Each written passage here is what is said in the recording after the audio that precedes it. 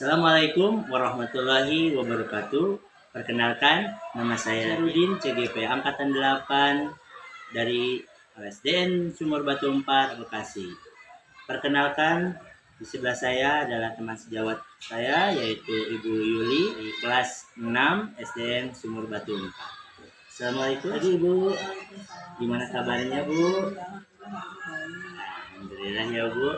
Ya, sebelum melakukan proses supervisi kelas, adapun tujuannya adalah untuk mengetahui dan juga mengevaluasi jalannya proses pembelajaran yang Ibu lakukan nanti. Nah, hari ini saya akan memulai percakapan pra-observasi atau pra-supervisi yang pembelajaran hari ini nantinya semoga Ibu lebih siap lagi, percaya diri, sehingga memberikan pembelajaran kepada murid menjadi yang terbaik untuk peserta didik. Oke ya Bu, siap ya Bu. Pertanyaan pertama akan saya ajukan yaitu kira-kira apa tujuan pembelajaran Ibu nanti? Saya pelajari adalah pembelajaran matematika ya. Pembelajaran matematika ya Bu ya. Pembelajaran matematika tentang hitung campuran bilangan cacah. Hitung campuran bilangan cacah. Hitung campuran bilangan cacah. Kemudian akan menjelaskan tentang bagaimana menghitung bilangan campuran dengan operasi hitung, perkalian, pembagian, dan penjumlahan. Perkalian, pembagian, dan penjumlahan. Dari tujuan pembelajaran tersebut, bagaimana area yang ingin Ibu capai?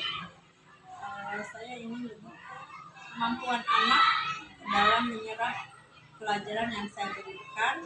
Mungkin ini lebih ke pengembangan pengetahuan ya. Jadi di aspek pengetahuan ya Bu ya. Jadi Ibu akan mengembangkan area pengembangannya yaitu di aspek pengetahuan. Oke, lanjut Bu. Ada. Lalu perancangan pembelajarannya yang ingin Ibu terapkan, di situ kan biasanya suka ada strategi pembelajaran, model pembelajaran sampai dengan metode pembelajaran. Nah, apa yang Ibu lakukan? Yang akan saya sampaikan nanti itu tentang pembelajaran berdiferensiasi dan ya. Jadi Ibu akan menggunakan pembelajaran berdiferensiasi dan metodenya itu apa tadi? PBL ya.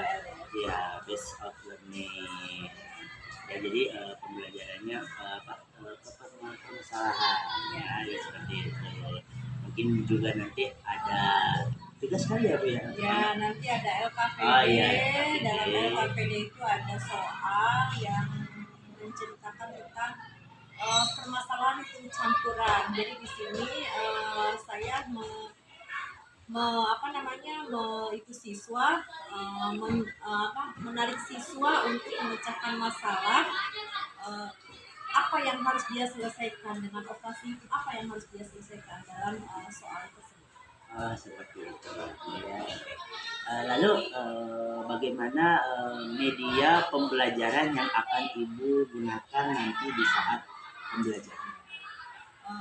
Media yang akan saya gunakan mungkin ada laptop, kemudian fokus ya.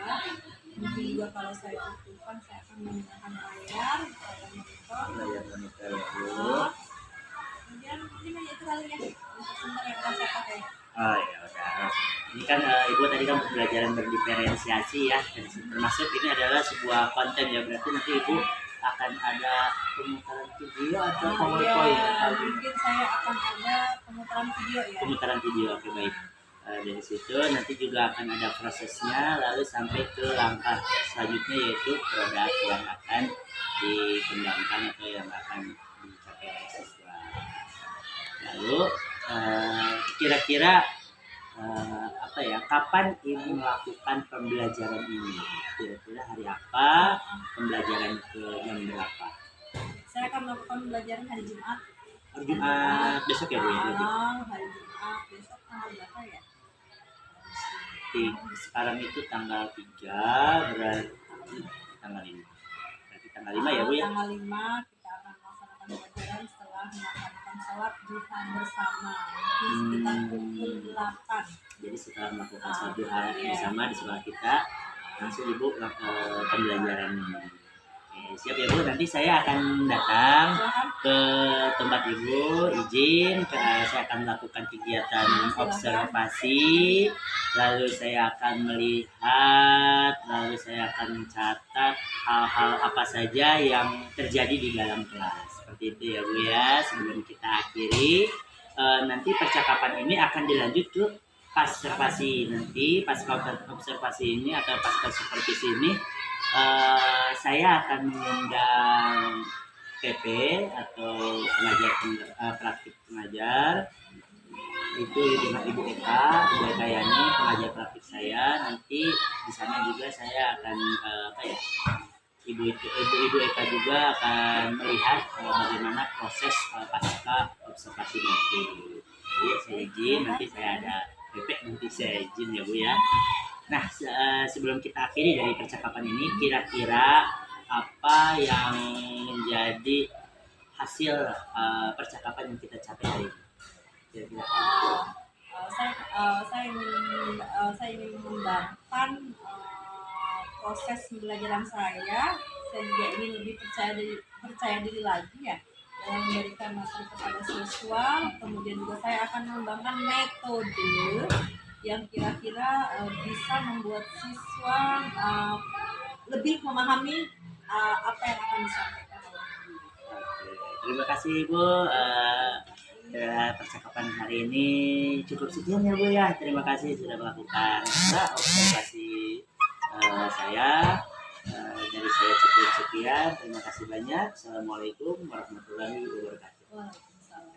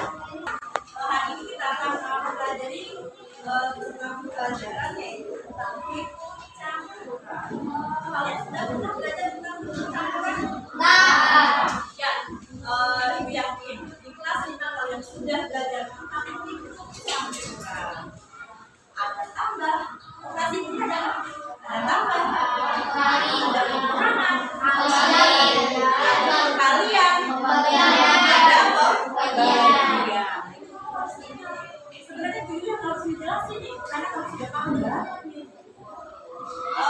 tambah sama kurang, kedudukannya sama. Kali sama bagi, kedudukannya sama.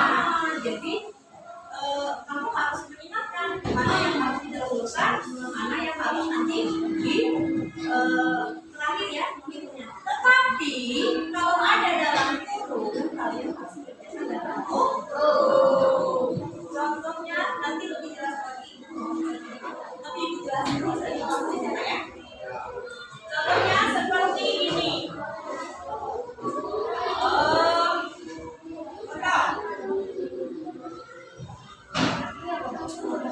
Tiga dua tambah 24 kurangi 20.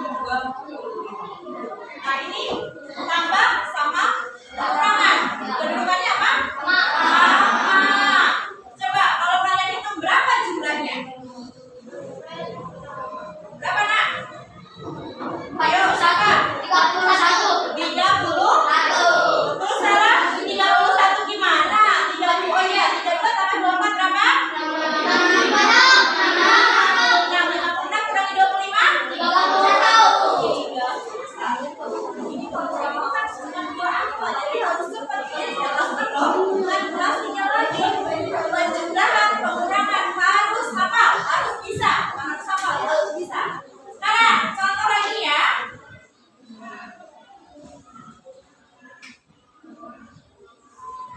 Ayo, sampai di sini. Ada yang belum paham? Paham. Bisa? Bisa. Belajar dengan penuh semangat. Adik-adik yang hebat, kita akan belajar terlebih dahulu operasi hitung penjumlahan dan pengurangan. Operasi hitung penjumlahan dan pengurangan bilangan cacat. Yang pertama, kita akan belajar nih operasi hitung penjumlahan dan pengurangan. Nah, penjumlahan dan pengurangan itu memiliki kedudukan yang sama. Kerjakan operasi hitung penjumlahan dan pengurangan itu urut dari sebelah kiri. Kecuali jika dalam soal itu ada tanda kurung, maka kerjakan operasi hitung dalam tanda kurung terlebih dahulu. Jadi yang perlu adik-adik ketahui, penjumlahan dan pengurangan itu kedudukannya sama atau kekuatannya sama. Maka yang dikerjakan adalah hitung ya, operasi hitung yang sebelah kiri dulu, kecuali kalau ada tanda kurungnya. Di sini Kak Citra punya contoh 5.675 ditambah 4.750 dikurangi 3.808.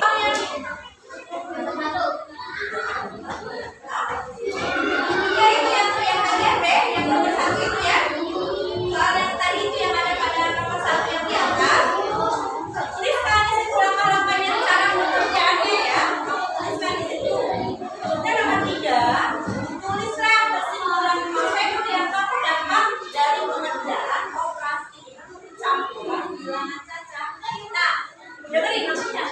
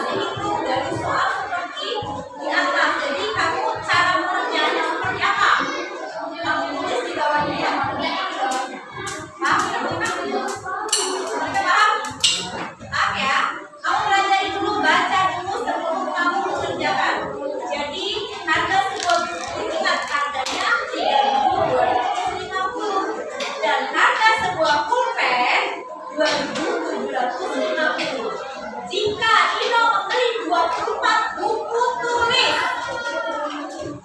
ingat satu kata tulis berapa kali dari bahasa Indonesia. Coba lihat di sini harga bolpen berapa? Ino beli bolpen berapa buah? Harga satu kita berapa harganya? Bagaimana cara? Ya, oke, silakan. Nah, sekarang yang kesimpulan. Apa saja yang sudah kita pelajari hari ini? Hari ini kita telah belajar matematika tentang hal menarik apa yang kamu dapatkan dari pembelajaran kita hari ini? Masing-masing beda. Paham? Paham sebelum mendengar ini? Paham nggak? Ada yang bertanyakan? Ya, silakan bicara.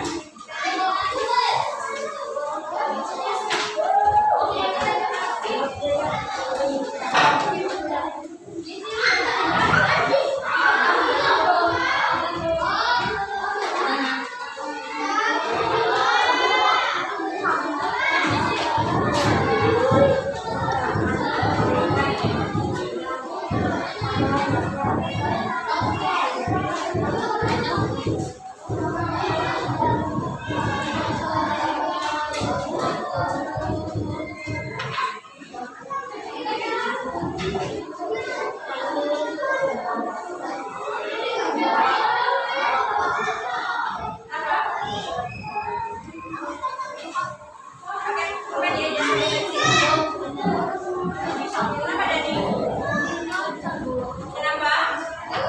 Ayo, jalanin diaman ya. Sportif ya, Nak, ya.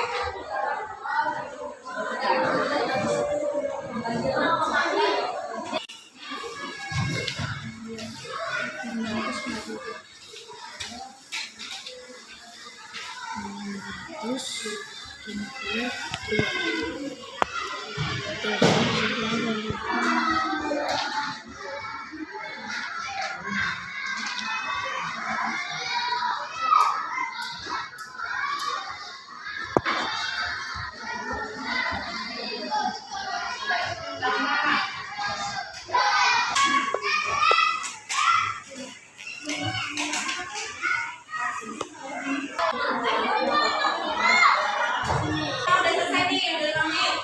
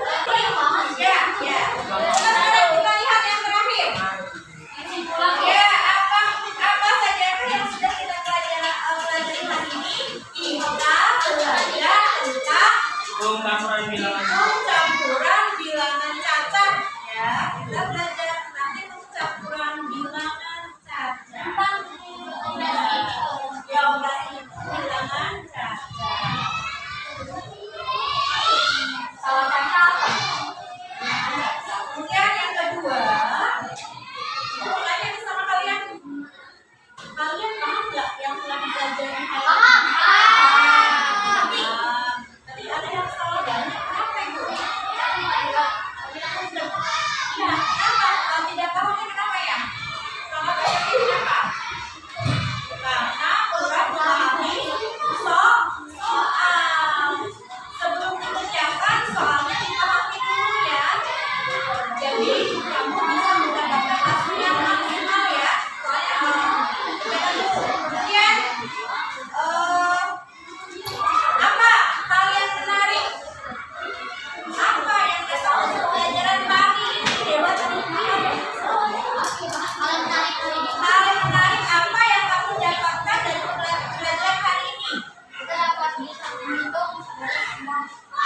kita bisa kita dapat ya dapat menghitung dari operasi itu bilangan cacat. Kemudian apa lagi? Setelah belajar hari ini apa yang dapat kamu dapatkan dari pelajaran hari ini apa aja sayang?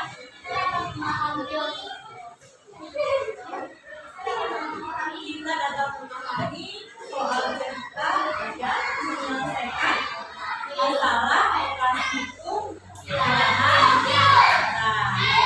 Kemudian apa lagi? Yang satu lagi nih, yang menarik dari belajar hari ini, kita belajar hari ini menggunakan video tentang operasi hitung bilangan cacat.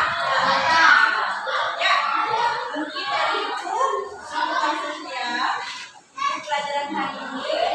Selanjutnya, sebelum kita mengakhiri pelajaran ini, marilah kita tepuk semangat. Tepuk semangat.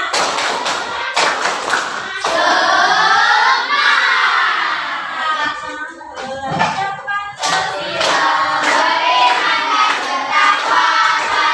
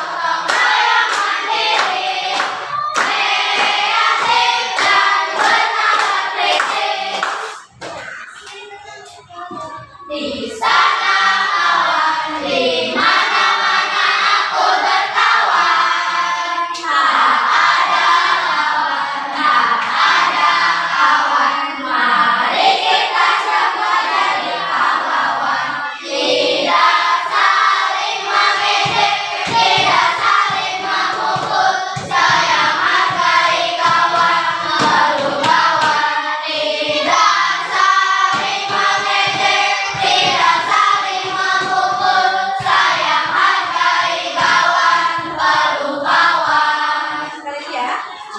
Sini kawan, di sana kawan, di mana-mana aku berkawan. Tak ada kawan, tak ada kawan. Mari kita semua jadi kawan. Tidak saling mengejek, tidak saling memukul. Sayang hargai kawan, baru kawan. Tidak saling mengejek, tidak saling memukul. Sayang hargai kawan, baru kawan.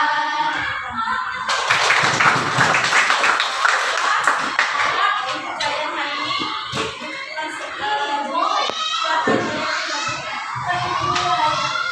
Assalamualaikum warahmatullahi wabarakatuh. Kembali lagi dalam percakapan pasca observasi kelas. Saya Dian Syahrudin, CGP Angkatan 8, SDN Sumur Batu 4.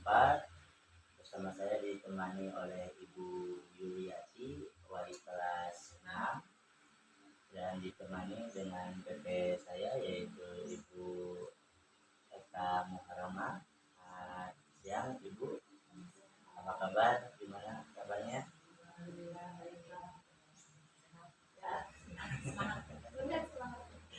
Kita lanjut ya Bu ya. Kemarin kita sudah melakukan observasi. Ada beberapa pertanyaan terkait dengan pasca observasi kelas yang akan saya tanyakan langsung saja ya Bu. Yang pertama yaitu apa yang Ibu Yuli rasakan setelah melaksanakan pembelajaran dengan memasukkan unsur diferensiasi pada rancangan pembelajaran? Yang saya lakukan, saya merasa senang, kemudian juga mungkin saya baru pertama kali ya pembelajaran berdifferensiasi. Iya. Ternyata setelah saya lakukan memang sangat menarik, ya sangat menarik sekali, dan siswa merasa senang. Jadi pembelajaran itu tidak monoton. Ya, anak-anak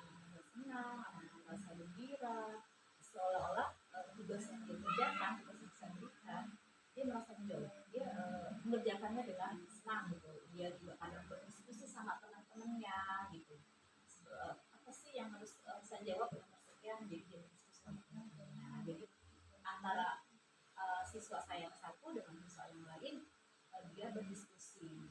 Jadi dia saling mencari tahu jawaban yang pertanyaan seperti ini, jawabannya apa sih? Jadi dia berdiskusi. Intinya anak itu merasa senang dan dia tidak terbebani dengan tugas yang saya berikan. Ya, anak senang ya Bu ya, karena digitalisasi itu kan ada tiga ya, ada tiga. Yang pertama konten, proses, dan terakhir data. Terima kasih Bu. Terus untuk pertanyaan yang kedua Bu ya, apa yang menjadi hambatan atau kendala saat pelaksanaan proses pembelajaran? Ya, mungkin yang pertama saya dapatkan yaitu tentang kendala karena saat kelas itu kan mempunyai karakternya yang berbeda. Heterogen Bu ya. Ya, mempunyai pemahamannya yang berbeda. Jadi kita untuk menyatukan karakter sama pemahaman itu dengan teman-temannya ya agak sulit juga ya. Kita harus mencarinya seperti apa, bagaimana caranya. Saya terus terang, saya awalnya memang bingung ya.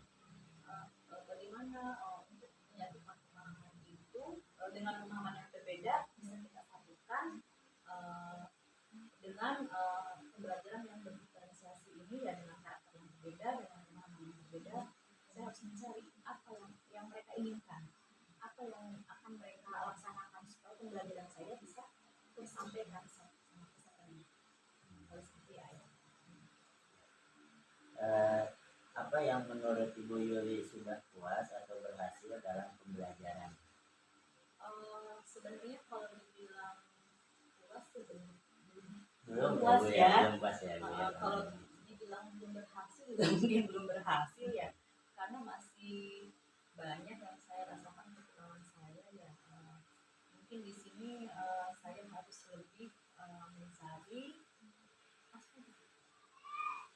harus lebih mencari bagaimana anak itu termotivasi dengan pembelajaran yang akan saya berikan saat ini. Juga saya juga mungkin belum bisa berhasil juga karena juga saya belum bisa menyediakan metode mungkin ya, metode yang sesuai dengan anak pada saat pembelajaran berdifferensiasi.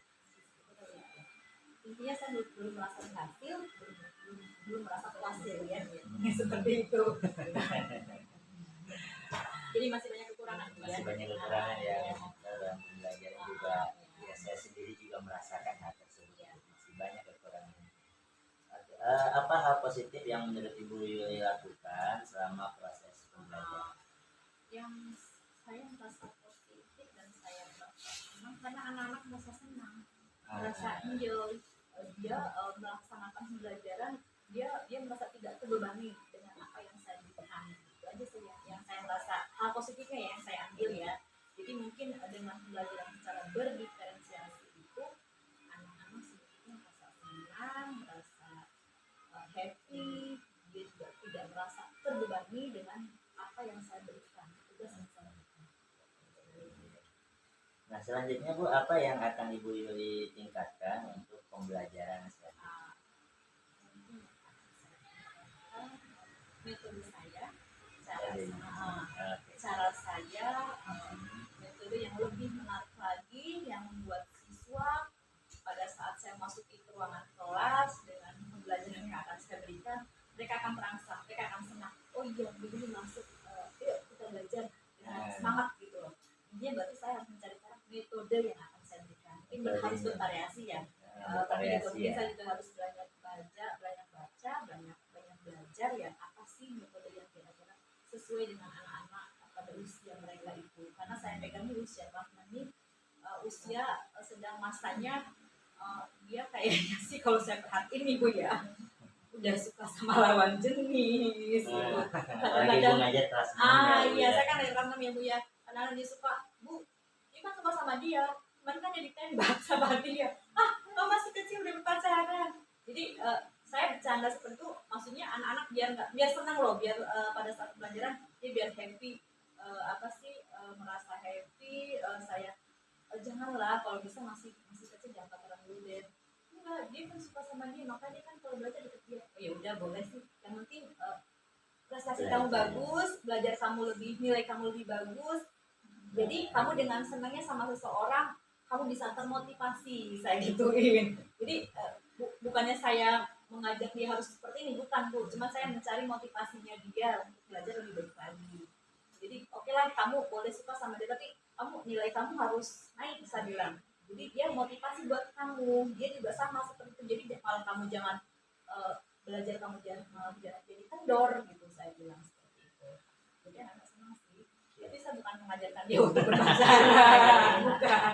Ya intinya biar termotivasi aja. Baik Ibu, terima kasih Ibu. Ya, Itu ada sama-sama. percakapan kita pasca observasi kelasnya ya Bu ya.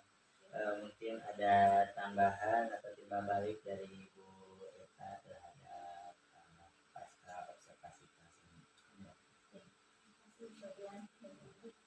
Alhamdulillah ya Bu ya, dapat pengalaman baru untuk belajar ini, dan biasanya Ibu memiliki apa ya, rencana untuk memberikan pembelajaran yang lebih menarik lagi sama murid, dan begitu murid memang program pembelajaran yang berdiferensiasi ya. Karena kebetulan saya juga masuk ke situ Bu. Oh iya, udah masuk ke situ. Modul 2.1 ya, jadi memperkuat ya Bu ya. Jadi awalnya kan dari A nih, ada nyanyian, terus saya dipanggil. Oh ya udah, berarti saya harus menggali nih apa sih sebenarnya pembelajaran berdiferensiasi ini gitu. Jadi udah cukup baik Pak. Oke. Baik, terima kasih atas